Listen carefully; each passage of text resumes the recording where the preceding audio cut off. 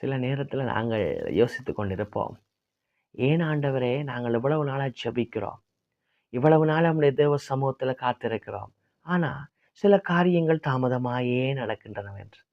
பிரியமானவர்களே, ஒன்றை நாங்கள் விளங்கிக் கொள்ள வேண்டும். உதாரணமாக, லாசரு மரித்து விட்டார் என்பது இயேசுவுக்கு தெரியும். தெரிந்த பின்னரும் நீங்கள் யோவான் 11ஆம் அதிகாரத்தை ஆழமாய் வாசித்து பார்த்தீங்கன்னு சொன்னால், மீண்டும் 2 நாட்கள் அந்த இடத்துல தங்குகிறார்.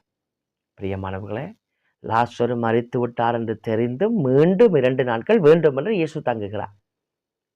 அங்கே போவதற்கு 2 நாட்கள், மொத்தம் 2 4 நாட்களுக்கு பின்பதாகவே இயேசு போய் அந்த இறந்து 4 நாட்கான லாசருவை உயிரோடே எழுப்புகிறார். யூதருடைய ஒரு பொதுவான நம்பிக்கை, ஒரு இறந்த ஆவி சில மணி நேரங்கள் அவரை சுற்றி உலாவும் என்று நம்பிக்கொண்டிருந்தார்களாம். உடனடியாகவே இயேசு அவரை உயிரோடு எழுப்பியிருந்தா என்ன சொல்லியிருப்பார்கள்? இந்த உயிர் பிரியவில்லை, டக்குன்னு சுற்றி கொண்டிருந்த உயிர் திரும்ப வந்து விட்டது என்றுதான் விளக்கம் கொடுத்திருப்பார்கள். ஆனால் எதுவுமே அவர்கள் திரும்பி பேச முடியாத அளவிற்கு இயேசு 4 நாட்களுக்கு பின்னர் போய்த்தான் லாசருவை உயிரோடே எழுப்புகிறார். ஆகவே இந்த காரியம் மகிமைப்படுவதற்காக இயேசு வேண்டுமென்றே 2 நாட்கள் தாமதித்திருந்தார்.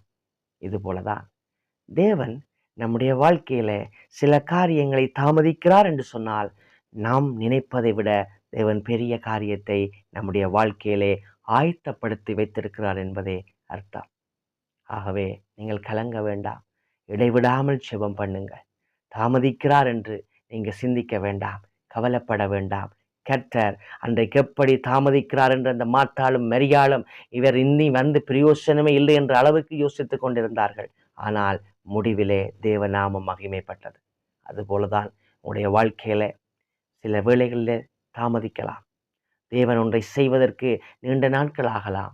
ஆனாலும் பொறுமையோடு காத்திருங்கள். தேவன் நாம மகிமைக்காகவே அந்த தாமதத்தை தேவன் அனுமதிக்கிறார். கர்த்தர் தாமே உங்களை நிறைவாக ஆசீர்வதிப்பாராக. ஆமென்.